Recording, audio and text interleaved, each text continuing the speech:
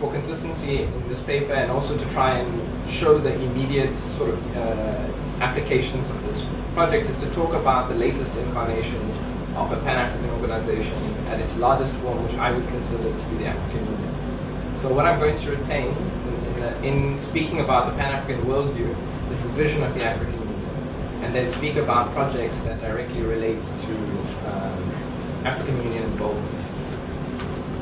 So I'll read out the vision very quickly.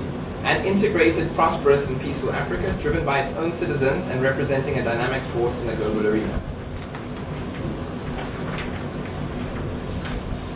Okay, so the Pan-Africanist system engineer, what is it and what do they look like? In the primary phases of a commission project, this argument provokes and promotes an inclusion of Pan-African thought in the formulation of value models that are used to make decisions between conceptual solutions that best suit a problem statement. In system engineering, the correct process to be followed is once a problem statement has been articulated.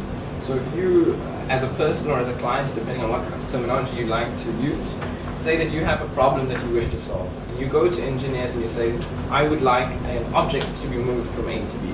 That is your basic problem statement. What will then need to be required is a list of requirements detailing what it is that you actually mean. How much does the object weigh? What is the budget for this project? Are there any other kind of issues that are important to you? Do you care about the environment? Do you have existing technology that you would like to make use of? And value models are then created, particularly for large and complex projects, to try and ascertain what is in the stakeholders' minds, to aggregate opinions on stakeholders, what is in their minds, and how do I make decisions between different solutions. So once you have a value model, it uses heuristic tools. So you could say that you have a weighting between 10 devices. So you could have environmental impact, cost, time to completion. You have 10 pillars, and you assign them you assign them weightings.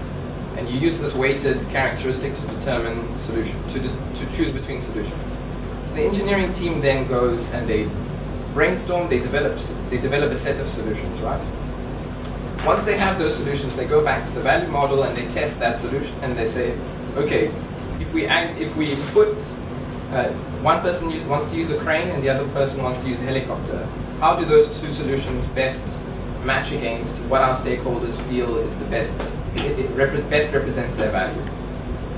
So, going back to Pan-Africanism, what I'm saying is that in the development of those heuristics, it seems to me to be clear that the political conscientization, the social conscientization, whatever you want to call it, of the engineers in question very much informs how they would decide to develop these heuristics in the first place.